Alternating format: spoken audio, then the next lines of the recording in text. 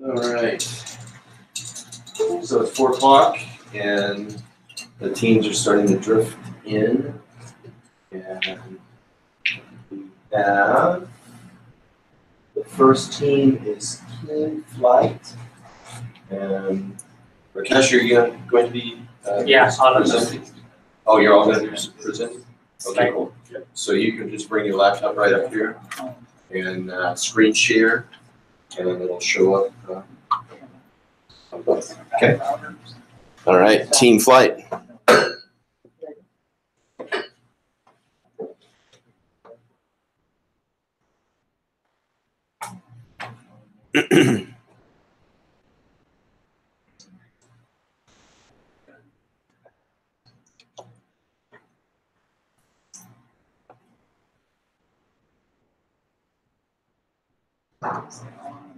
Yes.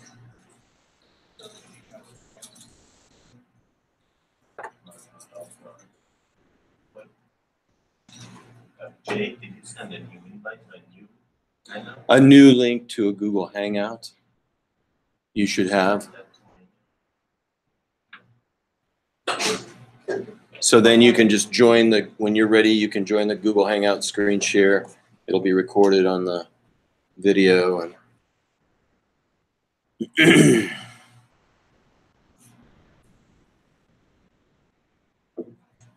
so we'll go in reverse order.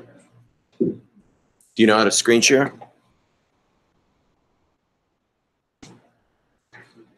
There you go. Perfect.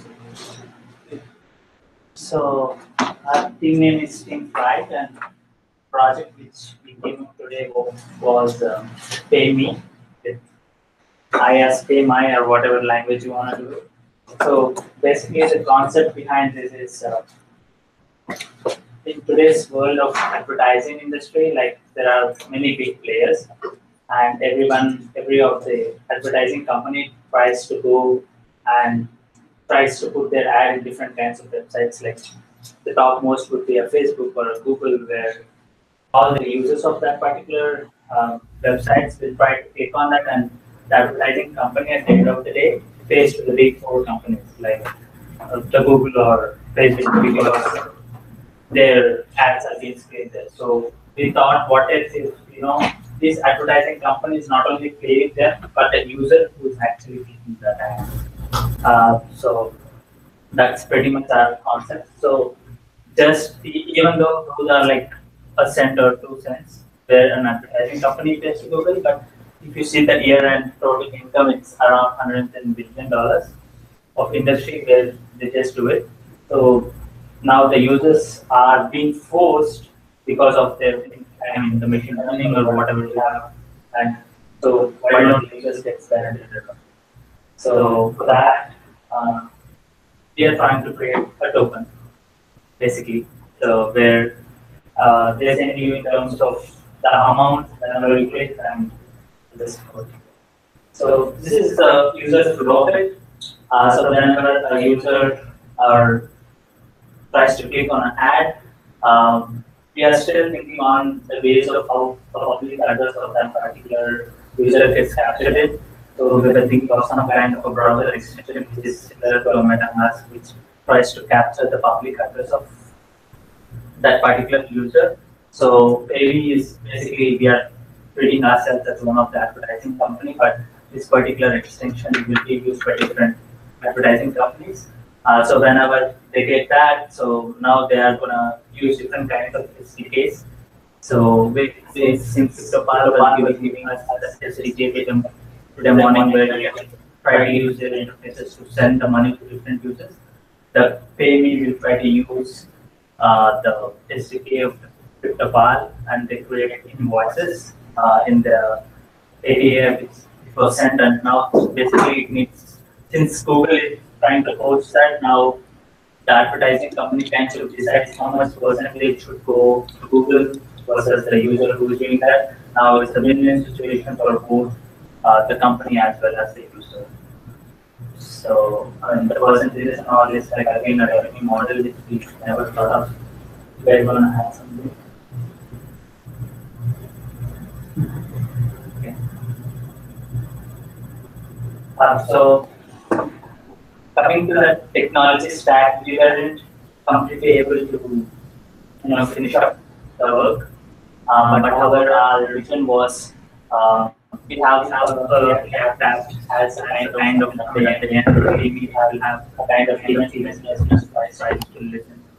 Whenever a click event is happening, just a public address of that, and for the sake of the advertising company, I'm trying to push the now there are thousands of users working on that have thousands of public addresses right now. So basically those addresses we are planning to IP address kind of again anti-virus storage.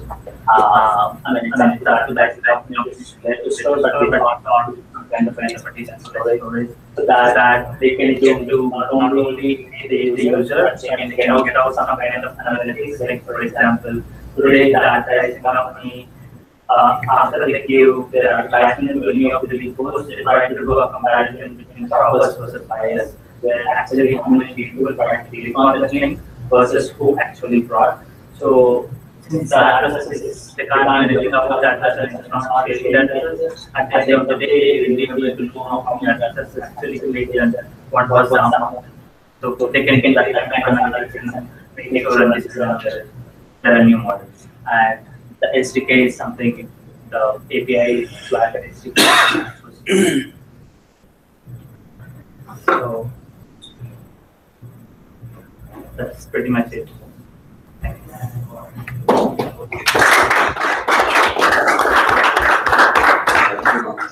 Have y'all heard of the browser based on UAT? That's the same thing. Well, the version of Brave that exists now set up so that you can pay VAT to content creators like YouTube, that you like eventually an app model where you the user can get paid tokens by advertisers. But they're waiting that they haven't launched that yet. But Okay. This is more for the web, okay. Any questions? So one person can see and watch some advertising and make money. And like the person can sit down and just watch all the advertising and make money every day. Yeah, it's basically the advertisement even today, like whenever the advertising company is trying to post an ad on Facebook, it is not guaranteed that everyone who visits the ad will eventually become a buyer, but at the end of the day, the advertising company is still paying to the Facebook. So our concept was, why do you pay only to one, but you have to pay to the user who's actually clicking it, because he's trying to, at least make a decision and whether he has any interest on that ad or not.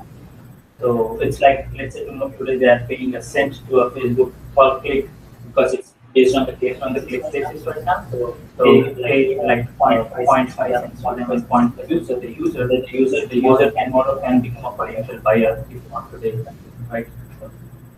How do we know if they become a potential buyer? Like for instance, they're like me, I can see them on the Facebook and just click on ad and make money. That is my question. Oh, okay. So that's true. So basically, right now, if you do a one-click event, so right now, if someone is clicking on the click on day one, the number of clicks based on the IP address of particular browser is count.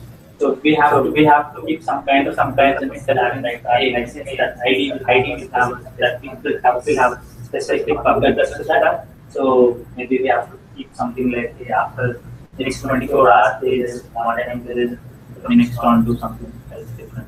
So we have to build that kind of thing. It's like you can run some kind of code and you can communicate in place. Okay, we have a street developer. They can get a reference to visitors from they shot off or something. So we started with this like sort of thing, and we this idea where we looked at the Pitopal SDK where it had friends, where you can refer a friend to a friend, and the invoice and as well as we started implementing all four of them where we were able to communicate on one. But eventually the idea was that when you click on it, you can even refer to a friend where this use this particular SDK, where now a friend to a friend get a different kinds of incentivization from the advertising company. So it's like since the SDK was providing us that option, we were thinking that we need to implement even that by making it open. But yeah, that's some issues. Did you consider how the fintech sandbox might fit into this? If you would need some sort of, safe harbor for money transfer licensing? Okay. Yeah, it seems to me that the safe harbor or the fintech sandbox might fit into this. The issue with that is we have no control who's going to put them. I mean, they could be anywhere. They could be anywhere. It can't be just in Arizona. Yeah. The sandbox is limited to 10,000 people. Well, couldn't you do a whitelisting on the thing though? Not realistically. No. Yeah, that's true. Cheap and easy to bounce off of, so. This is Elio Grieco, by the way. Elio's one of I'm not going to turn it because I'll lose the cord, but anyway. Yeah, so Elio is one of the members of the Blockathon LLC that produces the Arizona Blockathons. He's also a cybersecurity expert and actively involved with the Arizona Cyber Warfare Range. And he's going to the Decentralized Web Summit with us for the second time. Yeah, so I'm shocked it happened. Yeah. Thank So you, yeah, sorry to interrupt your presentation, Rakesh. The other thing is, if to bring it into the realm of the equity crowdfunding, did you consider any kind of seed funding that you might need if you wanted to carry this forward? We actually didn't think on the terms of how it goes. We were just thinking on the use cases, but those are good ideas. We'll definitely think them. It sounds like you might want to look up some of Jaron Lanier's writings. It sounds like it ties in with what you're right about that. So Payment of related to advertising. yeah, getting rid of advertising and having sites pay users for their data. He's been advocating that for at least 15 years. So Cool. Jaron Lanier, JARONLANIER, if I'm pronouncing it right. Could you post that on the meetup page? Yeah, well, I'll see if I can find the actual article. I think he might actually be at the summit. Oh, really? So I thought I saw whispered he might be there. So he's the guy who the term virtual reality. Yeah, that was his term that he coined. So Cool. Yeah, and one of the users was Barry. Yeah, and the second page, you notice that was a very global. Yeah, we saw that. I was going to mention as soon as I saw it that you qualified. So yeah, very good. Thanks, Ed. All right. Very good. Thanks. All right. Let's see. Looks like you guys are up next.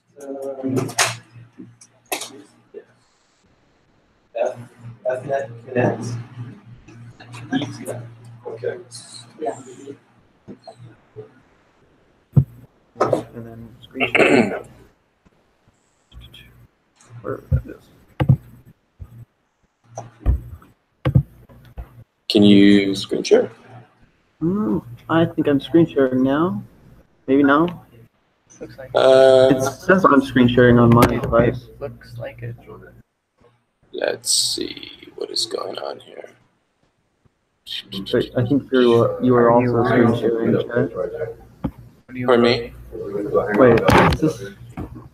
Oh, no, it's you're not. seeing mine. Okay. There you go. So, isn't Perfect.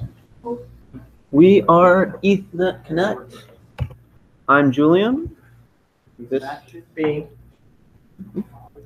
Randy.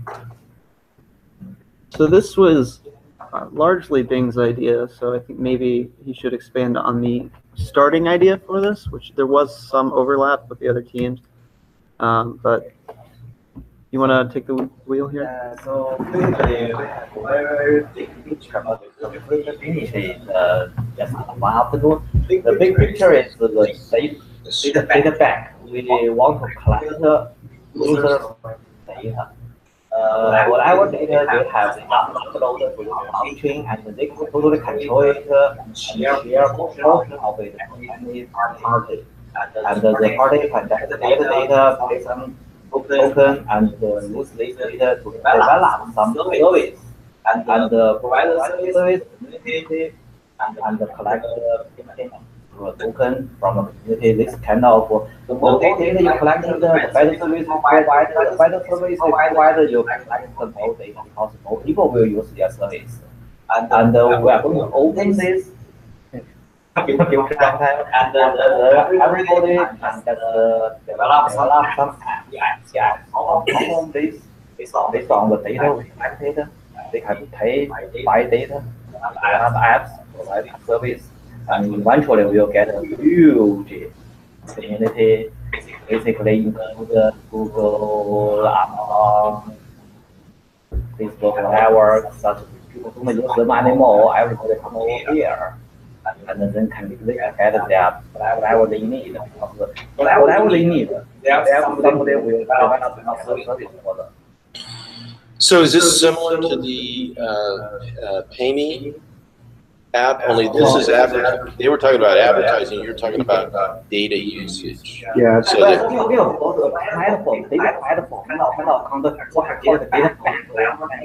but basically, it's like the data. But this is how collect some blockchain save the data somewhere, and you can totally control your data. You upload your data to blockchain, you control it, how to share your data. You can share to him, and if you share data, you can get some token from sharing your data. I see. For example, you do my genome data. I have the genome, I upload the genome data, and you pay me one token, and you just that genome information with any my information attached. So I'm waiting to share with you. But if you collect the millions of this kind of genome data, you can develop some health service to other people to get your money from over there.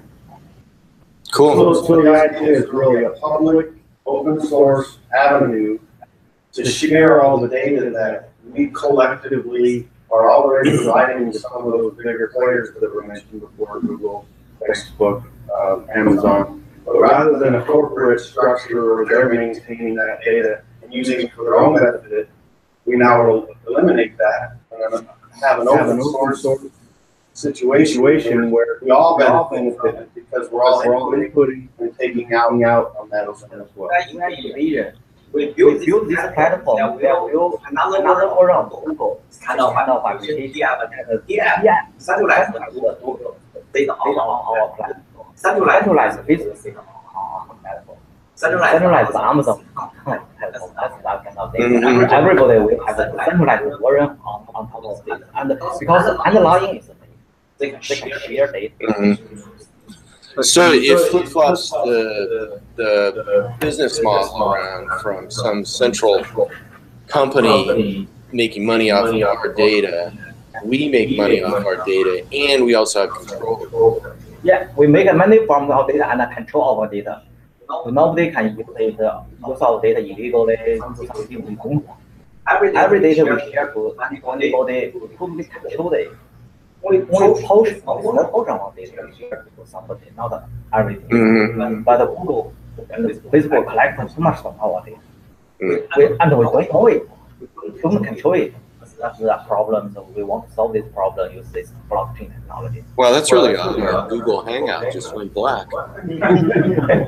Yeah, I have They would be missing out on data. So there's a fundamental issue that I'm curious how you guys are going to solve. How do you stop collusion and cooperation between these? Because we're already seeing that. Nobody controls this. There's no corruption. No. If you share data with me, if you present that data, No, I'm not sharing data with anybody. I'm sharing data with this blockchain platform. This technology is guaranteed. So nobody can handle it. but there's a point at which that data must be accessible in some format outside of that system. Yeah. And at that point, the data, there's a great article called The Color of the Data.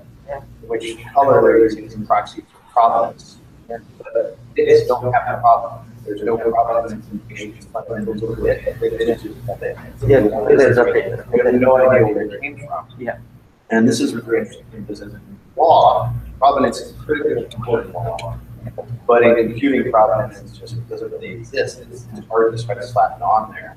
So if you share that data, well, it may be in a blockchain and have a cryptographic signature in the chain, once the decrypted form of that data is provided for analysis, then it doesn't have that provenance data. There's no way to force that provenance data onto that data. They can then sell that to someone else, and there's nothing you can do about it. It's a fundamental problem. That's truthful. I give you this to you. Right. If you share this with somebody else, it's truthful. If they're the only one you share it with, then by process of elimination, it must leak from them. But once you sell it to more than one person, it becomes much, much harder to trace it. You have to just look at correlation. The data itself has no color, has no provenance data. Bits are bits. You have to check out the budget I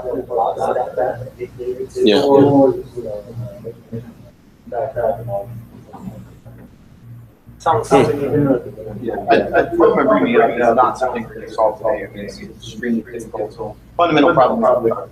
All the data is encrypted, it's mathematical protection, but once it's decrypted, it doesn't. And there's no way currently known to provide that evidence data and permanently link those bits. It's just not a proper communication. I know your point. So, for example, I give my name to you, and you can just tell my name to anybody else. But at least I know I give my name to you. Yeah. Yeah, I only give my name, not other information. So that is under my control.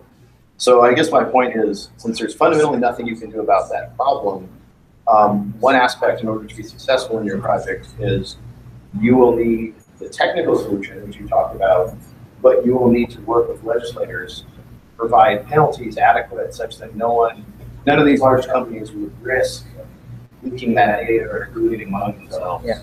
Because without that, that's just what they're going to do. That's what they're doing now. Is these data brokerages sell each other bundles of data, lots of them at the same time. Yeah. And so your data are bouncing around all over the place between people. And Facebook may not get everything, but they'll just buy what they don't have from someone else. Buy everyone sharing all the data on the brokerage side. They can file it very, very complicated cost. So that's going to be a problem that I don't think has a technical solution. I think that has to be a solution. We invite Elio to join our sessions at the end, crush dreams. Kind of like a more affordable version of Dream. We do have a crude example that we Oh, cool. made up that I think we should go on. Yeah. But so that was just like the big idea, and we were like, yeah, this is a big project that we would have to really hammer out all the details. Like, okay, maybe we could actually just be providing just proofs of attributes, not actually giving raw data to anyone. I would use zero knowledge proof. You just like say, oh, I'm within this range of things, and maybe that information's useful. We haven't ironed all that out, to where like maybe the network could just request, we want this kind of information, and the people who provide it get tokens, and then they could use those tokens to request more information. And using zero knowledge proofs, you don't get like the actual specifics. So You can set it up for that, but it would be specific to whatever information is requested. And this is stuff we'd have to hammer out. So we wanted to go on to an example. depending on specificity, proof versus the actual data, there is no distinction. So if I give you two choices to say, for instance, male or female, I know there's good words now, but if I give you those two choices and you prove to me to be one or the other, there's no difference from just telling you which one versus proving which one. Like, there's not a distinction. Now, finding your data, where there is, like, are you a U.S. citizen? You necessarily have to give your address to prove that you're a U.S. citizen. So there are some cases that there's some cases of jurisdiction. Yeah. And then again, a correlation of lots of different data points allows you to compile those possible. So, did you, any other things? Did you want to go through the presentation further? So we had this high-level thing, and we wanted to show, okay, if you had all this data, what kind of applications could be built? And then eventually we arrived on a kind of crude education kind of thing to incentivize learning. Or I guess it's more of like de-incentivization, where you put up funds up front and you don't complete the course, you lose the funds. Just a kind of a toy example of a fun little system. So you could put up some arbitrary amount of E, and this is implemented in a very, very crude contract, and then you complete your course, and then if you do complete it, you get your money back. But if not, it's actually set up currently right now to you get your money, you can enroll in the course again. On the front end was in progress in React. That was not completed, but I can show you, I guess, are we kind of tight on time? No, go ahead. You're good on time. We could do a walkthrough or we could do a live demo. I will try the live demo because that is much more risky. So, got a little terminal here. This is just a little truffle console going. I have a Enosh client instance running in the background. And we have this just one contract. Maybe I should do a little code walkthrough. It's called the Arizona History course. In actuality, this would not be concrete like this. It would be an abstraction where you could create multiple courses, but we were very short on time. So you can enroll in the course, class, and get example questions or exam questions. And it's not actually storing the actual answer, it's just storing a hash of it. But the course itself is so trivial that you could easily not really go through the proper channels. Okay, so I will just I've just basically assigned it to this A variable. So I'm going to enroll in the course, and you have to pay. So I'm going to just pay some arbitrary amount. This is the amount that it requires. So that was successful. And so now, let's see. What did I name this? A lesson. So you'll get information from the course. In actuality, this would probably be like a link to content on the IPFS. So Carl Hayden, a dead dude, became Arizona's first congressman upon statehood. So let's see. I think we've learned everything that we need to. Let's go to the exam. So get exam question. So who became Arizona's first congressman upon statehood? Carl Hayden or Daffy Duck? So you just in this example, you can submit the answer, and if it's successful, you can get your certificate. If not, you have to go back to the beginning. So we're just going to submit one. That's Carl Hayden. So now we can try to get our certificate. If this does not throw an error, then we are good. So there we go. We've got our E stack. So that was our little demo. Let me get back to our presentation. So there was a question. Any other questions? I don't know what we did before. Did you guys consider how this might fit into the FinTech sandbox? We did not have time. So, I mean, if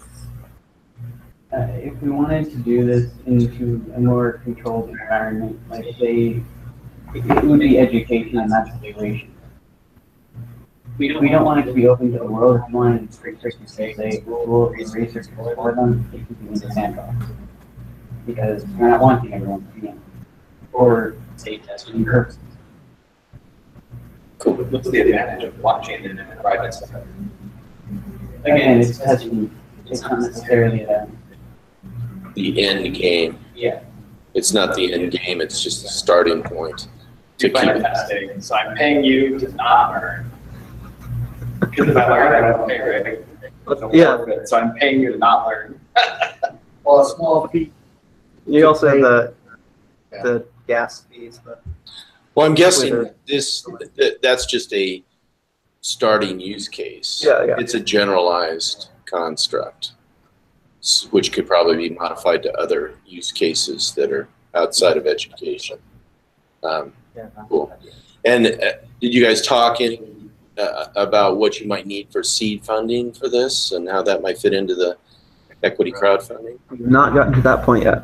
don't know quantity, but you know, if it's a course lesson, for example, it's clear what it could be used on. Mm-hmm. And would you like take a portion of the fee that's, or the money that's paid back? Would that be the business model? So in our case, what we get funding from is they want to do this lesson, and we get a portion of what they put in. Right. And Not only that, we have their incentive. If they fail, we may keep their incentive. If they succeed, we get back the incentive. However, we still got a portion for the content to begin with. Right. So that sounds like a viable or a plausible business model, for sure. Just off the cuff. Any questions? All right. Shall we go to our next presenters?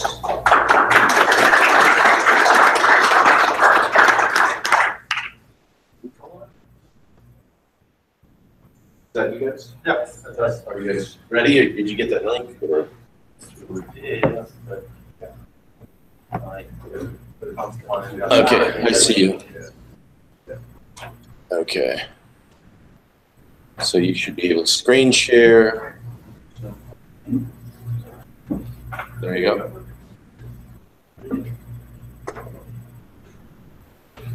Yeah.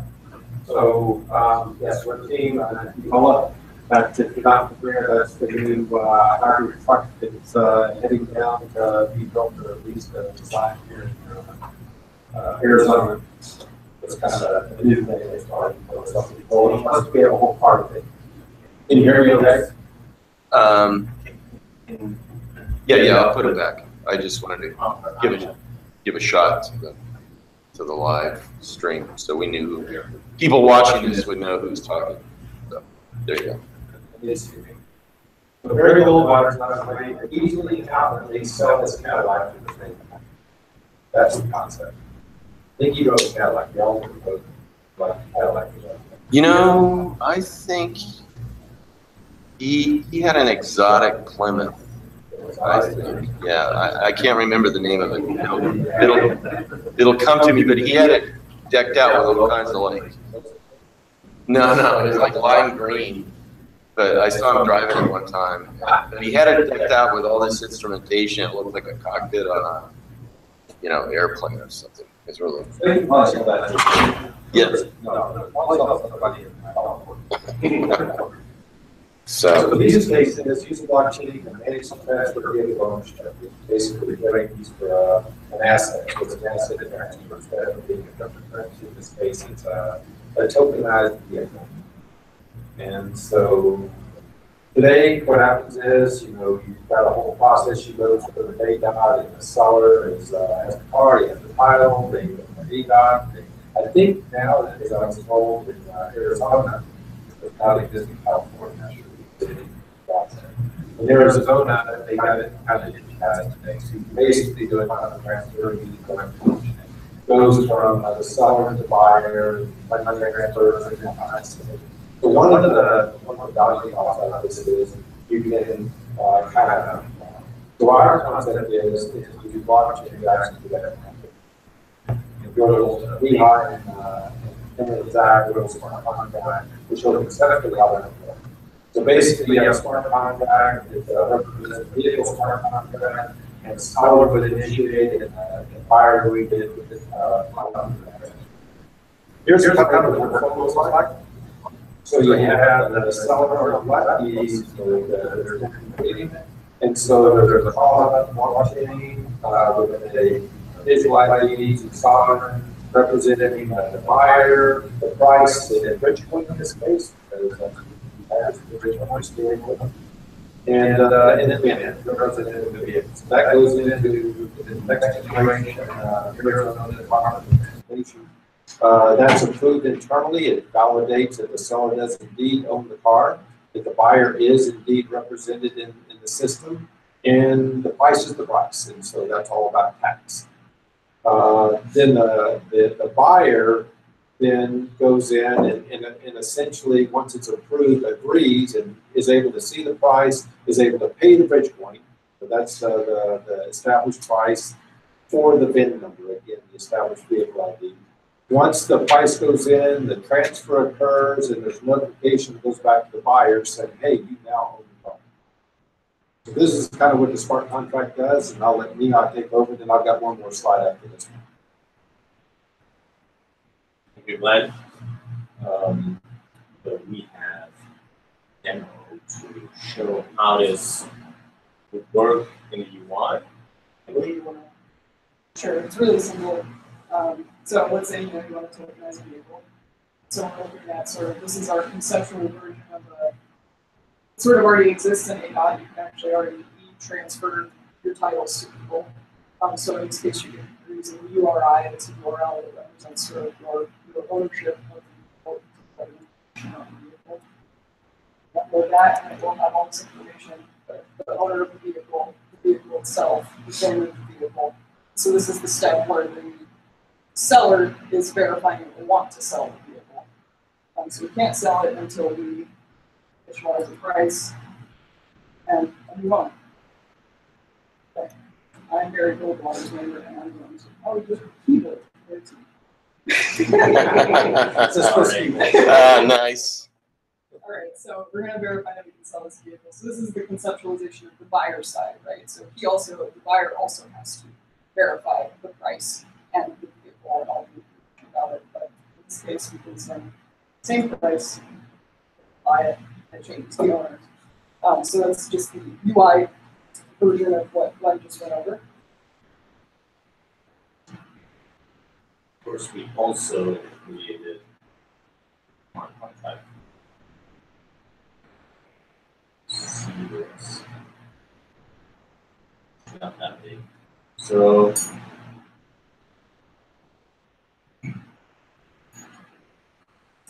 sorry about that. We used the library I presented this morning, so we set token depth validity. We have an ERC 721 token, and just customize the token a little. So you can create your vehicle by passing the owner of the vehicle and the URI, which Emily enters manually. Why? Do that nicer.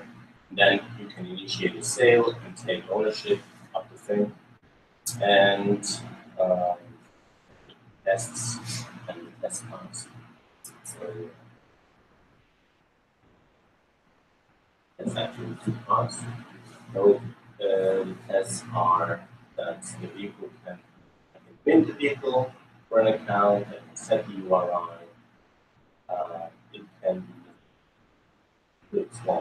It can be sold by the owner, and the ownership can be transferred. What we did not have time to do was the token transfer. We would use an ERC 223 because the ERC 223 has, and the bridge coin is ERC 223. It has this functionality like when you transfer Ether, it has a callback function, so the contract that receives the token actually knows about it, so it can act upon the reception of the token and allow or disallow the transfer of the purchase. Any questions about the UI or contract? And I am back. No, I think it's a huge use case, and if you can come up with a viable solution to it, it's a very, very large market, because you can modify this for real estate. If you give us 2 or 3 more hours, we couldn't put a house on. We put Gary Goldwater's house on. exactly. So, quick slide here, unless you have other questions. No. About, go ahead. Sandbox and yeah, I want to ask about the sandbox and the equity so crowdfunding. this concept itself, I mean, it would be more help with relationships to ADOT and getting into how they, we have an idea because Matt's like an expert. He's a customer to ADOT from, he runs dealerships, car dealerships. So he was a lot of help in this. He told us how cars originally origin coming from the factory, and now there's a federal way that there's a concept of the title, and then when it gets into Arizona, how that goes from an MSO into an actual vehicle title that's specific to Arizona. That kind of stuff you can transfer to California or somewhere else. But, so there's that aspect of it and how we can get the right relationships, because we think we can, one idea is to replace the existing, the title system. But another idea is, he also mentioned that there's an e-lien system that most of the system people use. And so back to kind of what we do is, we take different assets as collateral, so there's a way to represent that asset. And then we can do loans using that asset as collateral by locking that asset. So if we can replace the e-lien system with an e-lien smart contract, and that has a relationship with our vehicle smart contract, so that you can lock the vehicle, and then you have an oracle sitting out there getting insurance information on the owner and vehicle evaluation. What is the vehicle really worth? And then we've got the idea of the value of the vehicle, the loan value of the vehicle, a sell line, so if the vehicle falls to that loan, the loan defaults, and then you take possession of the vehicle. So that's another concept. So, there's a couple of ideas, and I think in the e-lien system needs an e-money license. I mean, in order to do that kind of a loan, we've had a lot of discussions. It really doesn't, but in the US right now, if you were to do something like that, they would take it and they would say you do need an e-money license. We're doing the same kind of, not this concept, but something kind of similar in Europe right now, where the laws are a little more friendly to these kind of things. And so we're kind of pioneering it in the loan system in Europe and in the UK.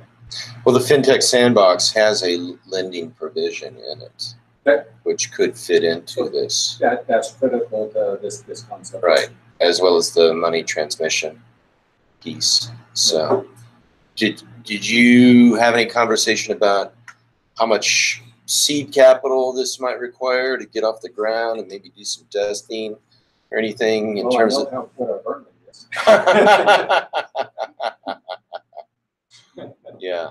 I think other people are talking about that, and I put my input into it. And what about a business model? We built a business model around the loan. Okay. I mean, again, we've used other things as collateral, but we're not auto experts. I mean, we can pull in a partner. That's the way we work.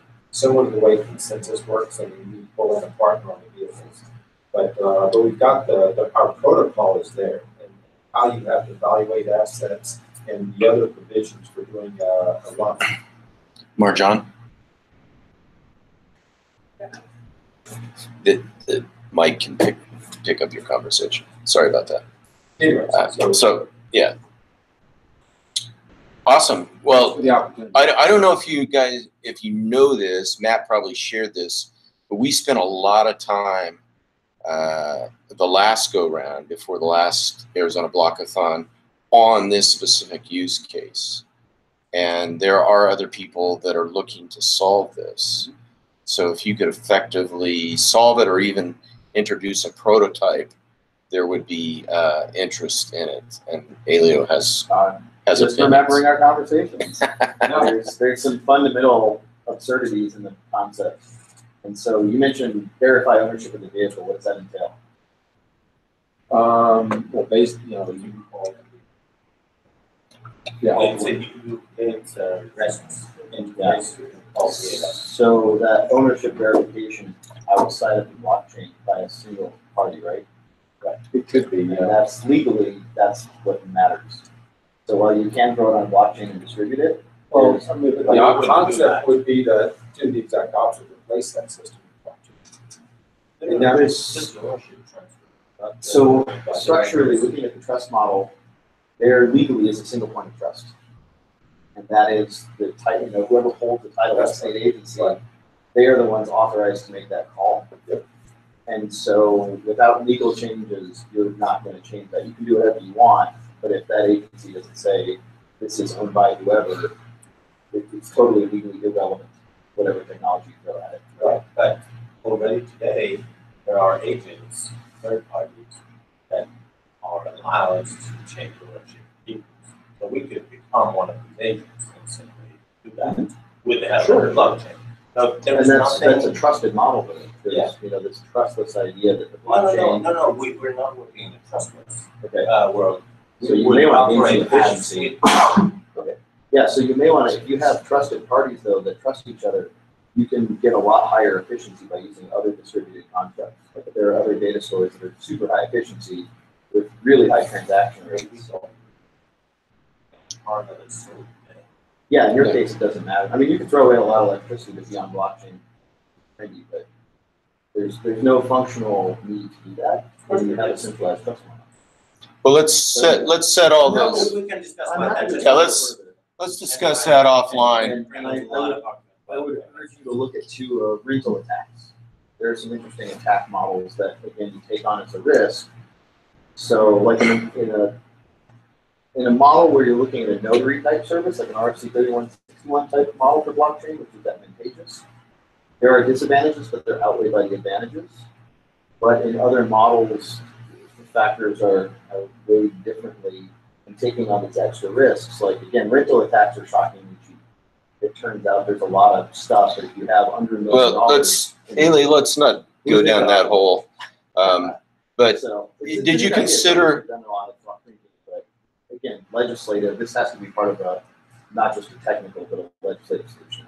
Did you consider a multi-sig construct in order to secure vehicles? So you got a 2 out of 3 signal. Send an ERC7. The owner can be the multi-sig instead of the. Okay. Cool. Ready? Any other questions? Comments? Just one question. Go ahead. So I just want to understand this in traditional way. I want to sell a car. I have a title. Sell my car with the name of the buyer on it. They take it to a DMV and register. So I want to know where does this replace the process? I'm not sure it really replaces it, but if Matt Oxendale were here, who's a car dealer, I think he would tell you that this could increase the efficiency substantially. Yeah, our long-term goal would be to replace the vehicle title system. I mean, that's what you have a decentralized way, and now you're trading cars peer to peer, not government or something.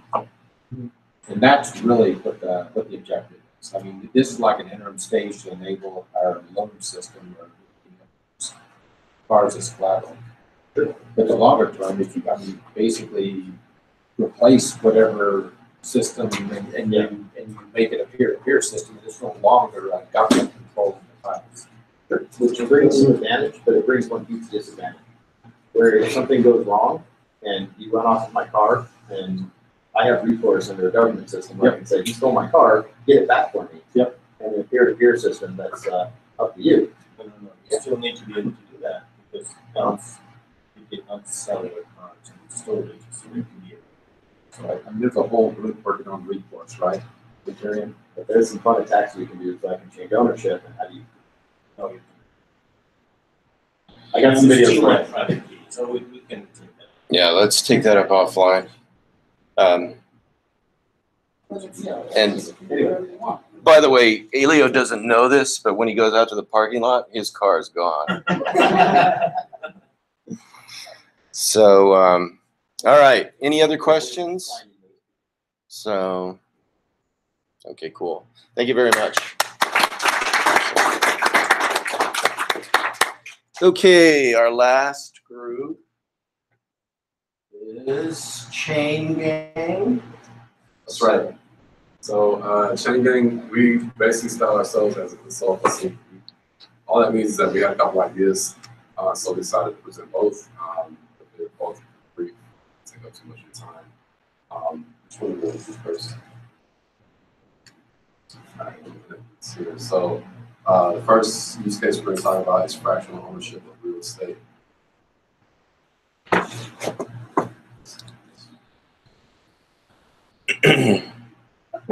Do you know how to screen share? There you go. Perfect. Oh, Governor Hunt. Is that who Governor Hunt? Very nice. Yes, I'm a talent already.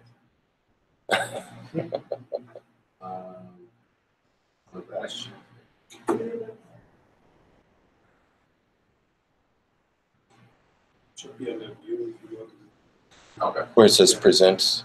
Yeah, I did that, but it's a different window to.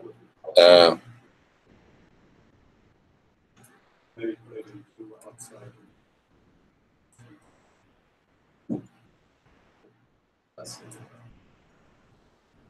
Perfect. All right. We'll get started. You can do that.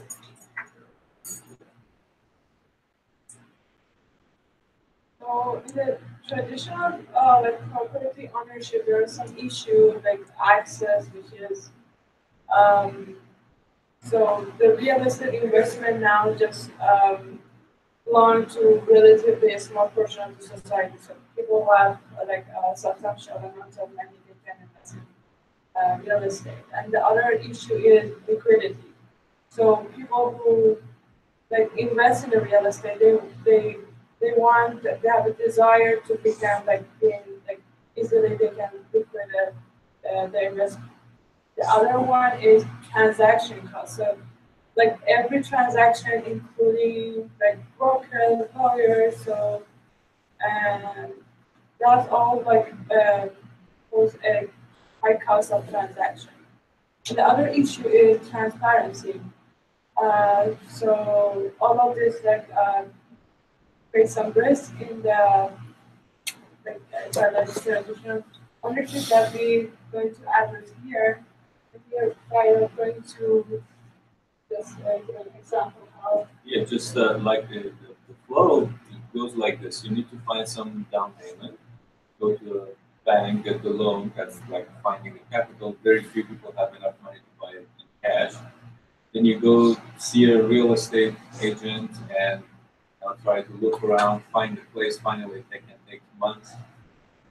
And then usually at the end we make subjective measures like, oh, I like the pre-was. I mean, some things which are not really quantitative measures until how good this investment is. And then you go through the buying, purchasing the property, and usually you will have to buy something you can afford. So if people do not have the money, they have to buy like more and neighborhoods, and there are a lot of fees involved in all the process. And then the person who now has successfully finished the process now needs to take care of renting and all the things come with the management and then the risks down the road. So with this traditional ownership, first of all, a person can buy a house with a share of a house or a property with much smaller money. So actually, many times it just be the down payment. You can buy 20% of the house. You don't have to worry about loans, interest, things like that. Then all the middle person are gone. Basically, you don't need the real estate in the sense of finding a place. You have a big data set there. There can be an analytic platform there that can show you which neighborhoods have historically shown good investment rates and so on. So that process can be fast. The measures that make the decision on, they can be very objective, like as I said about the investment. Then in that case, anyone with any money can buy any place it wants. So it's not that you might buy 1%, 5% of a very, very good house in a very nice neighborhood, if that's what you want. And then obviously because of all of this is happening through the blockchain, the data is out there, so you know that you are making right decisions and all, and obviously because things are happening online, people are gone, the fees are on most of them. And then we go to the rent part, and one idea that we have is we have this property-centered management, meaning that it's the closest thing you can get to the traditional way of a couple of friends getting together and buy a house, rent it out. So this is the closest you can get. So we have the benefit, and then we're reducing the downsides, which is one of them is, for example, you want to sell because you have tokens, you sell your portion. You don't have to communicate with everyone, make consents and all. So it feels like being the sole owner of the property, and at the same time, you're closest at that sharing, benefits of sharing the rights. Cool. Usually go through the or like platform would be like really easy. You can list your property on platform, which would be you can say like a combination of Zillow and MLS and also like an E-Trade. So you really can list your property or find your property, so something like that. So you go and so I'm saying I'm looking for the residential property and this is my budget. Like I want my the total price of the property to be between this amount and also the share that I want to buy. I want in this to be like in this amount. Like for instance, I choose a number for these two and I find this for houses. There's a total price and also the number of bedrooms, square footage, and so you can see each share of this house like cost this much. So I can just buy like 20% of the first house, and it's like each rate I can make the transaction here on the blockchain and get paid for that. And we are thinking to launch that in Arizona first. So and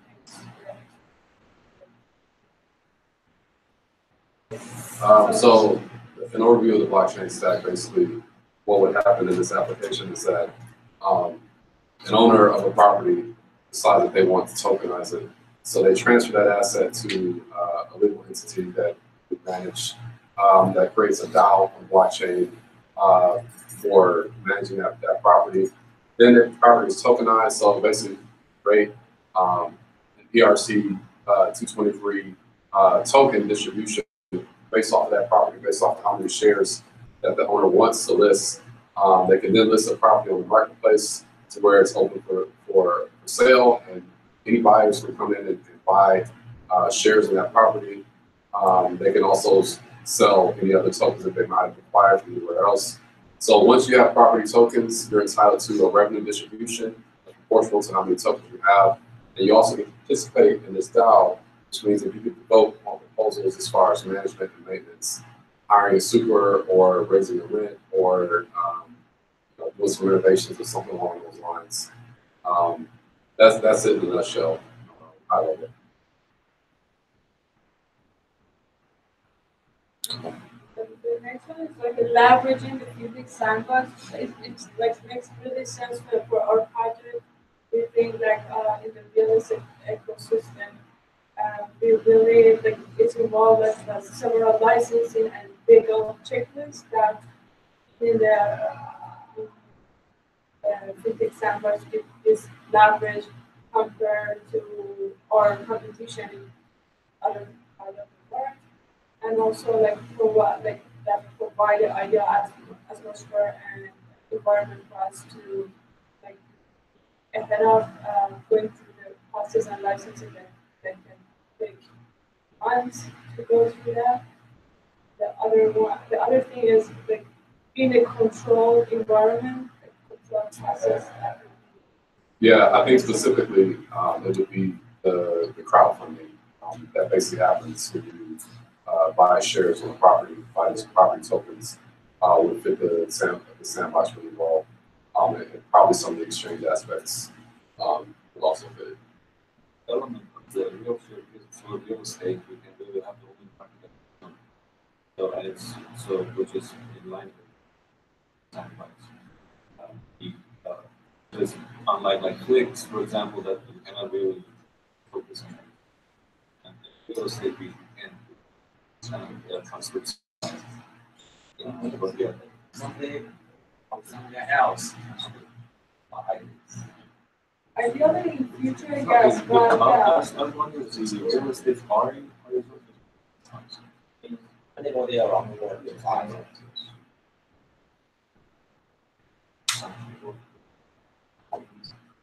Why?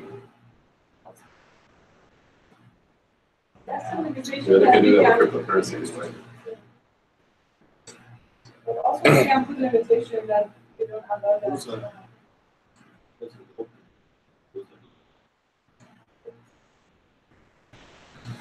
Okay, cool. Other questions, comments? Just one thing that occurs to me is like for the time sharing, super empty. Like that would be a very good idea to kind of do. You know, I think like time shares like people buy them, it's very hard to get rid of them. Or they get tagged with fees. You know, you could think of this off the top of my head. So many smart contracts you can put on top of that that work really well. Kind of come in and really disrupt that. Yeah.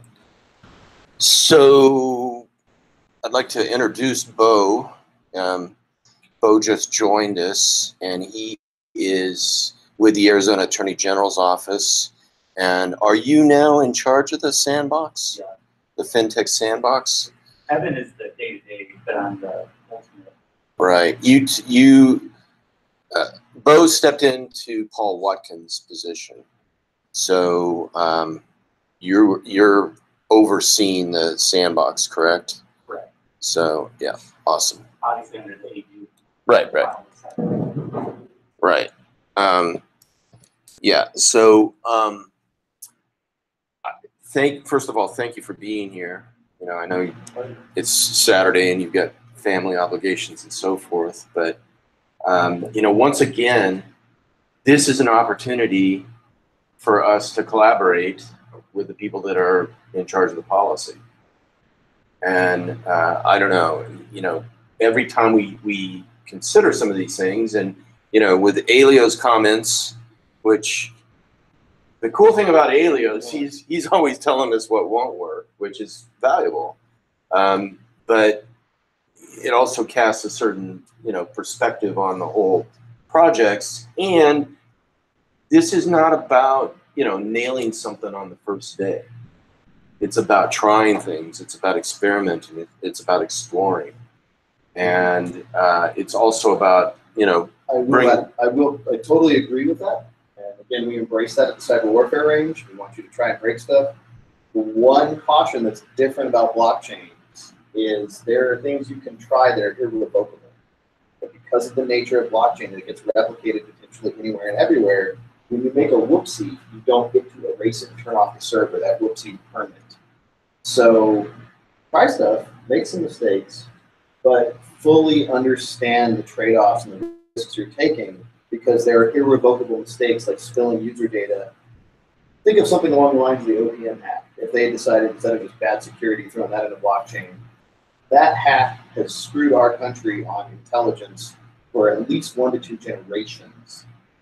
Generations, not decades. So there's stuff like that that it's really easy to get out there and impossible to recover. So anyway. Well, all the more reason that, I mean, we talked about multiple dimensions of the advantages of the FinTech sandbox, as well as the equity crowdfunding over the, you know, what's emerged over the last year and a half with ICOs and so forth. But I think that's all the more reason to start with a confined prototype test, market rollout, and when these mistakes happen, they might cause some damage, but at least the damage is controlled. And personally, so my best hope for blockchain, I hope blockchain is a gateway drug.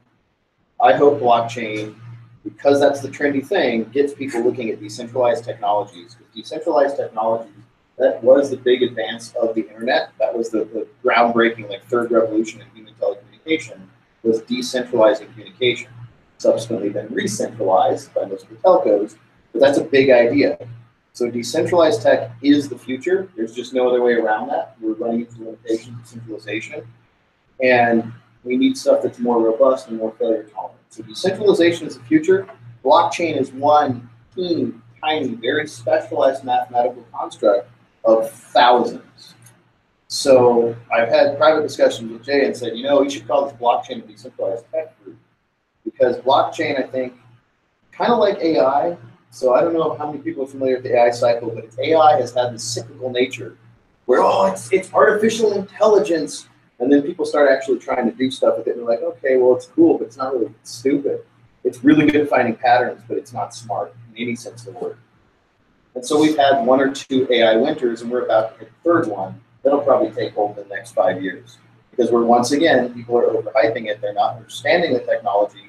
And like Watson, oh, we'll just throw all the data in there and Watson will tell us everything we need to know. Not really. In fact, there's a recent study came out earlier this week. So It's not doing any bad stuff. let's So not go anyway, too deep into the broaden your horizons, evidence. play with the stuff, look at the pros, understand the cons, and eventually you'll get to some really useful stuff. And some of these ideas are great ideas, but you have to match the tool to the job. Sure, you can try to hammer a screw into a board with a hammer, way easier to use a screwdriver. So just know the toolbox. Yep, I agree. Elio and I are, and Jason and the other people, we are definitely on the page of decentralization. It's just a matter of how do we get there. And by the way, Elio and I are driving up to San Francisco together. So you just got 3 minutes of 13 hours. 13-hour drive. Self-inflicted too. We That's chose right. to do that and not fly because That's right. it takes us in the car for 26 total hours on the way out and back. Yeah. With some great conversations the last 2 or 3 times. Yeah. So. So anyway, One thing I had is, Yep. Right now our sandbox is focused on sandbox, but I know a lot of policymakers, I think Representative Bowen, and there's talk of expanding it to other things, so like real estate right now, you have licenses, insurance, energy markets. So those are things. I'm not a policymaker, I'm EG dollars that policy, but that's stuff you guys should think about. It hadn't even occurred to me to kind of real estate application. Go see the presentation. That just totally opened my eyes. So it's very helpful for me. And just for the AG's philosophy, we're hoping the sandbox, we're tolerant of risk. That's the whole reason we're doing the sandbox. So I don't feel like we would have to not call things, because it doesn't scare me a little bit. well, yeah. So that risk appreciation, I think, is key for things to move forward and for us to experiment with different decentralized constructs to see what works and what doesn't work. I love you said that, but don't hide it. Work with them. If you work with them and you're open about what you're doing, you'll get a lot further, a lot faster, with a lot less risk. Yeah. The other awesome thing about Bo is he's actually a coder. I was like 15. Well, that's okay. That qualifies. Language. That qualifies in this crew. We did like Java and C++ because I graduated in 04. So. Yeah. Happy for you guys. That's really, really rare. Powerful, but not fun. So that's awesome. So thanks for joining us. Any other questions of Bo or the presentation? Yeah, we're gonna roll into our other presentation. Okay. So we should start with that. Okay. Go. Is it this one? No, it's Michael. Oh, Michael. Sorry.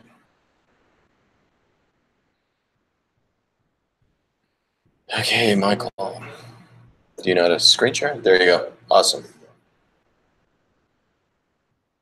All right. So, this is about AgTech, and I've been in this space for some time. There's a lot to do there, a lot of opportunity. Before getting into this, we picked George W.P. Hunt, Arizona's first governor. He was also a lover of specialty shrubs and trees. And so the big issues see in AgTech are these various data sets. We use all kinds of applications, and nothing is there's more out there now, but and they're not really, they're usually clear the same. So it's all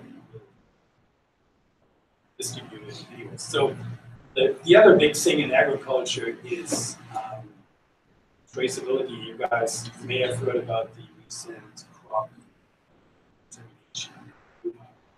How long did it take to find out which farm origin? About a week. Blockchain seconds. And extremely high transaction costs, usually farmers not receiving any profits on the big middle market model, and whatever for the farmer gets paid. Seem to sell, not so hard to implement. So just like you said, put the right tools for a job whatsoever. So I lobbied for the industrial. Yeah. It just passed. It took me 2 years to like the process. We'll be on the committee with the Department of Agriculture to develop the rules and regulations. It's a segmental thing. And we are in a unique position in Arizona to put this here. Obviously. For those guys who don't know what the has become, it's a super fast growing crop. Everybody in the market cannabis as well. Cannabis, medical cannabis as well, but very distinct, different crops. And obviously, we stay far away from this industry to get these good gas. So, really, generally, Arizona is the 39th state to have a hemp in this country, and this week in this country. Uniforms for the family bill of rights is written on paper. Food mostly, we know it as food items, whole foods whatsoever. Hemp seeds, hemp oil, hemp protein powder, fiber in clothing, construction industry. Anyways, I just want to give that a little overview. In all 39 states in this country, hemp bills are usually implemented as some sort of a study bill, pilot program. And usually they involve research and commercialization. So no other crop really has to go through this, but this crop has a history, was like at reefer madness or whatever, and they made a way with hemp in line with cannabis at the time. So anyways, so now, and there were reasons for that, basically certain families realized this crop was too cheap for the industries. So most of these builds now, they're all research builds, they're pilot builds, whatever. They also require specific licensing, so people usually have to pay to have a license or something. And then there will be ongoing testing, whatever. Through that. And so the whole compliance part of this crop is tremendous. So, blockchain again, for that reason alone, let me just segue into the international cannabis space in just 1 minute. This is similar. So the cannabis space, which I'm also active in, it's more like international cannabis market, is now pretty much consisting of countries like Canada trading with countries like Germany and Israel, exporting their product to Germany, and it's completely federally legal. It goes into pharmacies like the CVS and Walgreens in Germany, and patients can get a prescription. That's how that works. It's an international market at this point. US are not part of it because of the UN Charter. I think he said something about OPM, yeah, not G-Garbage. Yeah, okay. So, anyways, so the solution really here is this blockchain very easily, distributed ledger, whatever you want to use on that. Hyperledger. It's all about transparency, also transactions. So crucial with regulated crop like this. And then real time, everything, pretty much. And advantage for the farmer, really biggest advantage, and everybody else in this value chain is they maximize their return on their profits. They don't have this middle market shaving away from this. Ultimately, for the consumer, the product is more cost effective, essentially. And so I will be on this committee. I will recommend to use this type of blockchain. I work with the German government right now, and will recommend to use something similar for the other product. It's a no-brainer to it's interested to work with me on this. Just invited or us. And the people who helped with this presentation here is Todd and Marcus. And there's any questions? Go ahead. Yes, please. So I think the hyperledger is the best fit for that, so that you can create a private network and someone one farmer can offer the product to two different prices to different network, and they cannot know about each other. So that's one of the calculator. But I think even with a distributed ledger, you can have some security protocols with names that nobody knows really exactly. Actually, some degree, right? You don't know. Very crucial. Yeah, so instead of farmer, they can like offer their product probably in 3 different prices, so they can benefit. The Fabric kind of uses state channels, and if you go into the technical details, it's nothing but copied over from point state channels, and the billing is coming up with those kind of state channels. Available everywhere. Yeah. There Talk are about 4 the tokens or for the privacy thing. So in order to have one-to-one, so they use state channels fabric at the background, make sure it's anonymous.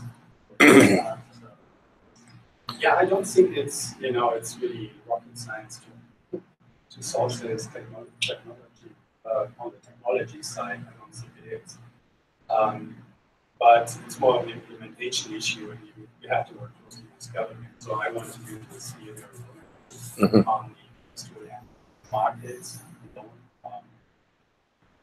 seriously sell it to other states because we work in Congo, which was really important. Section 7606 was amended. Then globally, you're talking about the government.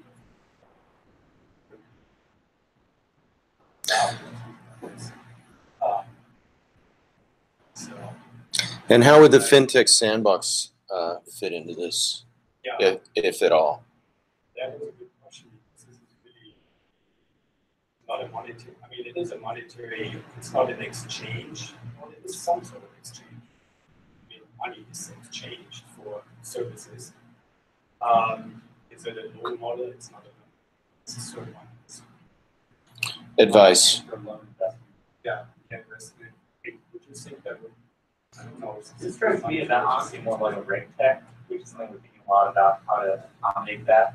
Yeah. Kind of a Which kind of reg tech, like the technology that allows you to regulatory. satisfy regulatory. Yeah. You could generalize when you talk to like the DEA drug, any kind of controlled drug, tracking it as it moves around. It seems like that makes a lot of sense. I don't know. My predecessor is now at the Federal Consumer Protection Bureau. Doing right. But I don't know if the DEA or other agencies are doing kind of reg tech sandboxes.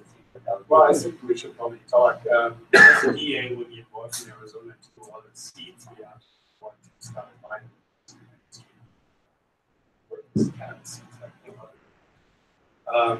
It's we have DEA permits and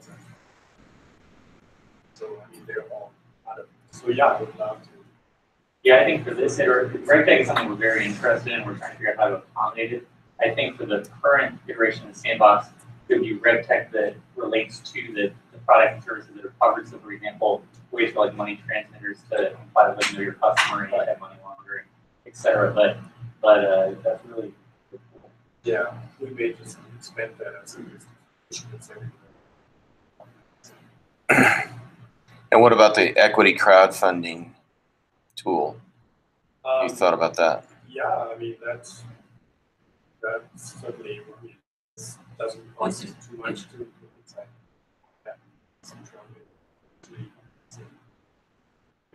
Convincing certain parties in that way. And that putting a new framework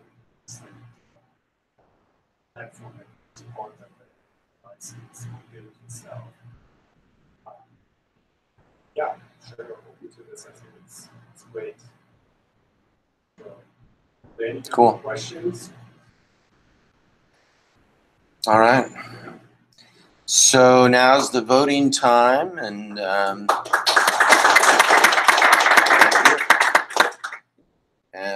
Jason, do you want to set up the voting? Yeah.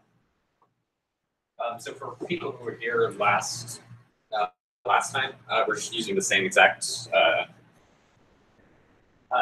code. It's a simple, straightforward voting smart contracts, just command line based. So you come up and press 0, 1, 2, 3, or 4, and vote on chain.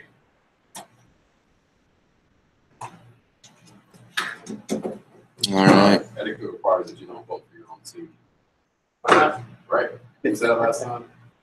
Yeah, I guess we went on to because there's no president. Also looking for a spirit,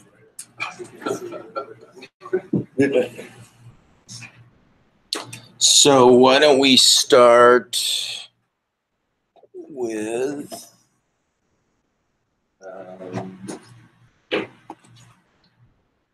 let's go ahead and start with team chain, gang. You guys Give me like 2 minutes. 2 minutes. Okay. Any questions? Any comments about how today went, or what you'd like to see next time?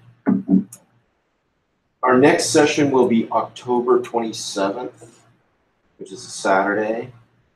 And between now and then, my goal is to reach out to additional companies, invite some of their technical staff to participate, work on prototyping. We do have every Monday, 5:30, via the Google Hangout, we have a hangout to kind of keep the momentum going. And after you leave this room, next door across the hall, there is a collaborative workspace that's being built out here at UAT. And I think we've got the opportunity to possibly use some of that space or other space here, so that teams, people with projects can continue their work.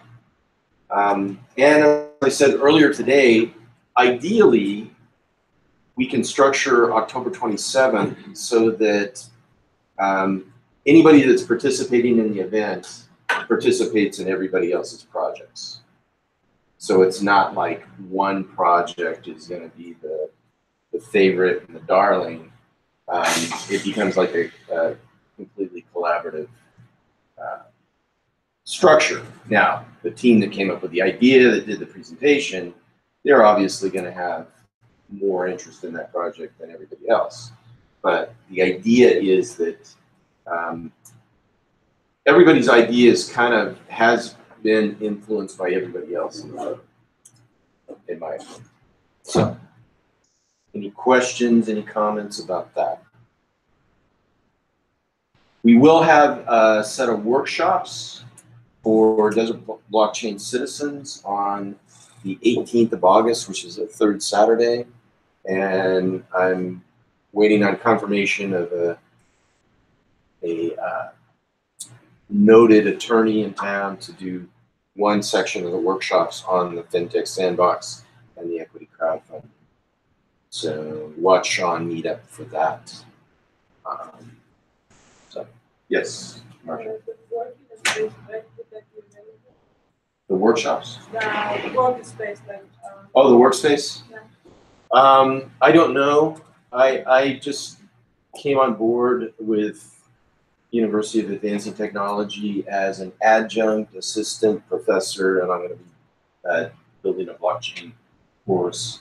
So I'm kind of getting to know the group and so forth. But suffice it to say, they have an appetite to, really utilize the collaborative workspace, do all sorts of innovative programs with companies and so forth. And they're really, really committed to moving blockchain forward in their blockchain curriculum. So Jason, how are we doing? Okay.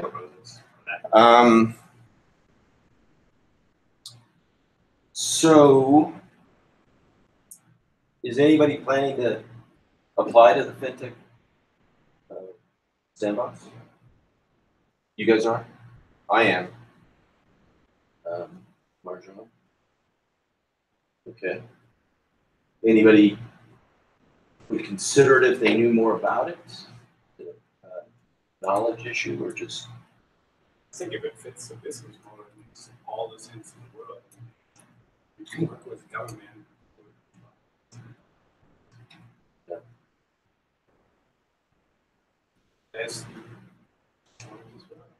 Well, yeah, I mean, it's we've talked about the advantages earlier today, but you know, we had this innovation emerge with a lot of unclarity around the regulatory realm. And now, at least we're creating some spaces where some things can be tried and the clarity can be iterated. Hey, were there more than 4 teams? It seems like there was like 5 presentations or so. There were 5 presentations. So yeah, chain gang. So effectively cheated. Should we call it a different team then for that one? There's no rules that said that there's Excellent. Okay. I don't know. Let's just make it 4, keep it simple, and footnote that chain gang cheated. Okay. I think you guys can come start voting. Basically, enter 0 for chain gang, 1 for Nicola, 2 for Net Connect, and 3 for. And Jason, I'm going to send you a link so you can get on the Google Hangout and screen share the results. Yeah, sure. Okay. Yeah. 0 is chain gang. So you can mark them. It's right there. Right here.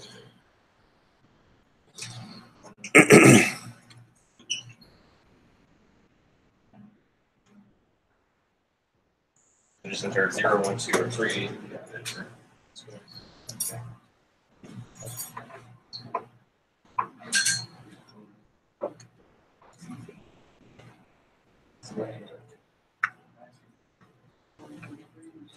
Yeah.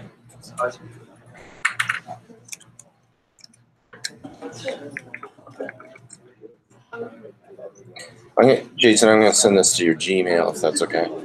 Doesn't matter. 0, 1, 2, or 3.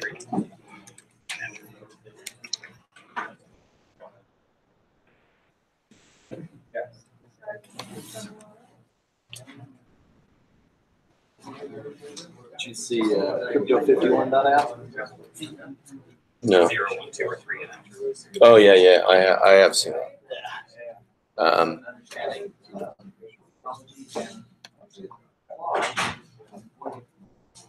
0, 1, 2, 3, or 0, 1, 2, 3.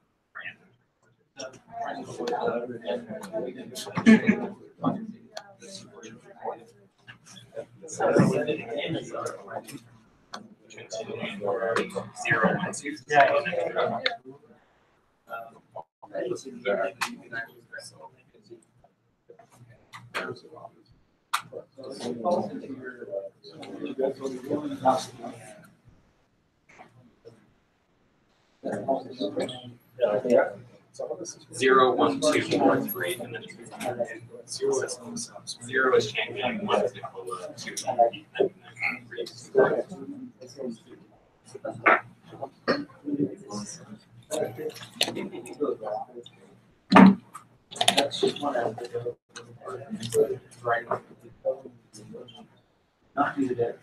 sorry, don't press enter. Press 1 or whatever number is in there. You can. I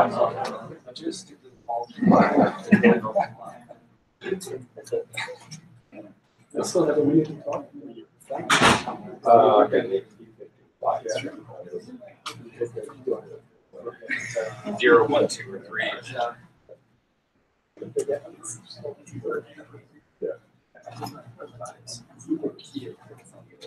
Sorry. These are all just transactions. So basically, it's submitting to smart contract. Is that everybody? Did you learn? Everybody vote? Okay. Screen share? Yep. Did you send me an email? I did.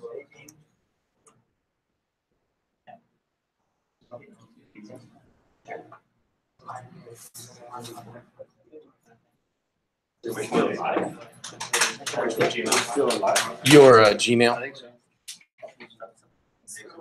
Yeah, we'll show the results here in a minute.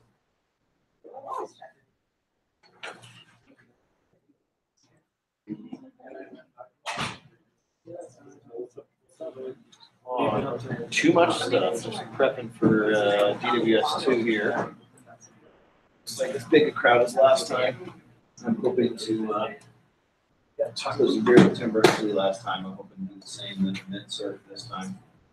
Rather like when a Stallman's restart. Are you gonna ask about Mixnet again? What's that? Are you gonna ask about Mixnet again? The Mixnet? Oh, off system. Oh, awesome. Well, I have the code on here. I have the creator. I don't know if he's going to be there, but I hope he is because I think that's deserving. It's the coolest research I've ever seen. I know you've been championing it. Yeah, Oh, you're there? Everyone I've told about it is like, holy crap, that's amazing, including Bruce Schneider, who helped partially invent it. Let me show you. But yeah, it should be. Yeah, so in 2016, we all went up to San Francisco for this Decentralized West Summit, and we're sitting in this room. It's a church, and there are like 300 of the people that are the top in the world in networking, decentralization, and everything else. Elio stands up and goes, "Anybody heard of Off System?"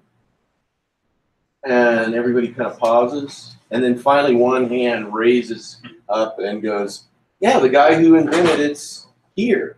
Yeah. And so Elio kind of stumped the audience. Just about cursed into the microphone. I was so surprised. I've asked that question about 2,000 times to some very, very technically savvy people all over the country.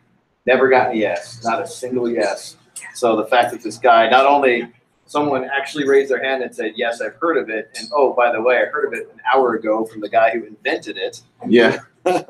So yeah, I ended up spending it pretty much the entire second day with Bob, Yeah. the creator, and getting a deep, deep, deep dive into the theory behind it, the technology behind it, like everything about it. He gave me copies of all the demo discs he made that show how the system works, copies of the code that I think still runs on here. It's an amazing system. It's the world's only bright net of which I'm aware. Yeah. So there's open nets and there's dark nets, and this is a totally separate concept. It's called a bright net that is Can you expand basically that? surveillance proof. So if you understand F5 the one-time pad and or entropy and why that makes the one-time pad fully unbreakable, not with enough computing power, but there's no way you ever break a one-time pad. It's not possible. It's a similar concept to that, but different. Why it's incredibly hard to surveil the system. So Yep. very, very cool stuff. Cool. All right. Drum roll. So Chain Gang is the winner. Chain Gang, imagine that.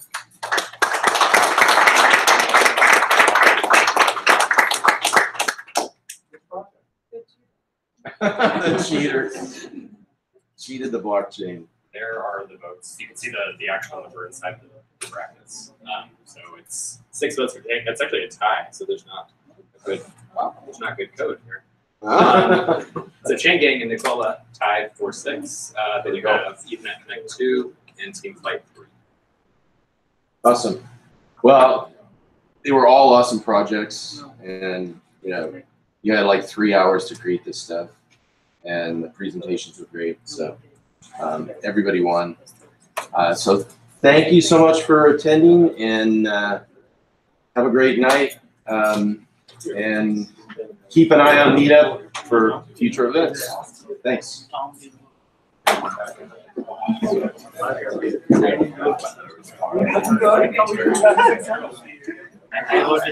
be fair, I wanted